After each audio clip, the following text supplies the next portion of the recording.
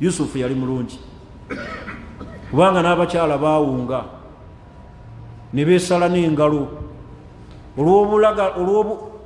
olw'obulungi bwani obubalagalavu bwe yali alina Yusufu ng'ayitiridde.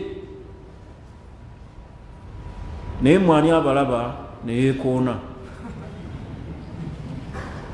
Nkyala n'aba nga atambula n'alengera omuvubuka bodaboda n'emutomera ng'ekimutomeza bulungi bwo, naye era mu bubi bwammwe mubayiikiriza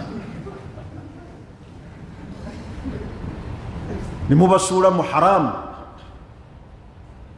Naye Yusufu yawona ekigezo ekyo, yali muvubuka n'awona ekigezo ky'ekitiibwa, ekigezo eky'emmaali, asibiddwa mu kkomera.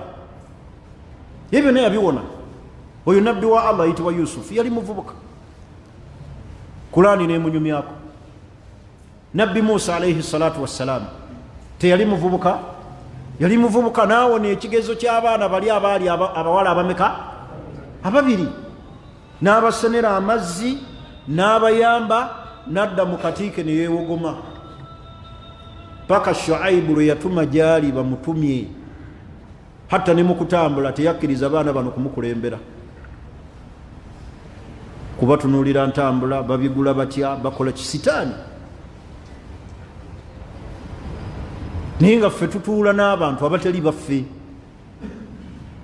N'ogenda naye mu sineema ne mulaba atali mwannyoko. N'otula naye ku boodabooda kubanga mulinnyeezeewo obusega. Tolina 1,500 kuliko omuwala naawe musobole okugatta 1,000 n'omunyweza paka lwe mutuuka ekyengera buli omu n'awaayo 500. Naye nga gw'otudde mu kiwato oyo gw'olinaanye si mwannyoko, otuula otya naye? Naye Musa yayita ku kigezo ekyo eky'abaana abawala, tebaali babi.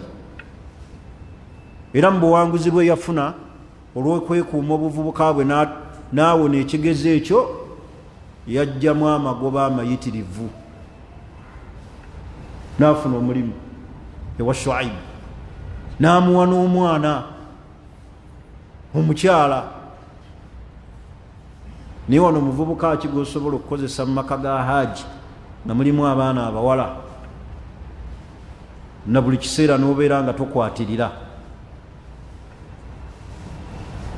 Mubafuula bantu bammwe. Naye Musa yawangaalira awo emyaka emeka? 10 oba 8 nga tagambye ku muwala ono nti kino.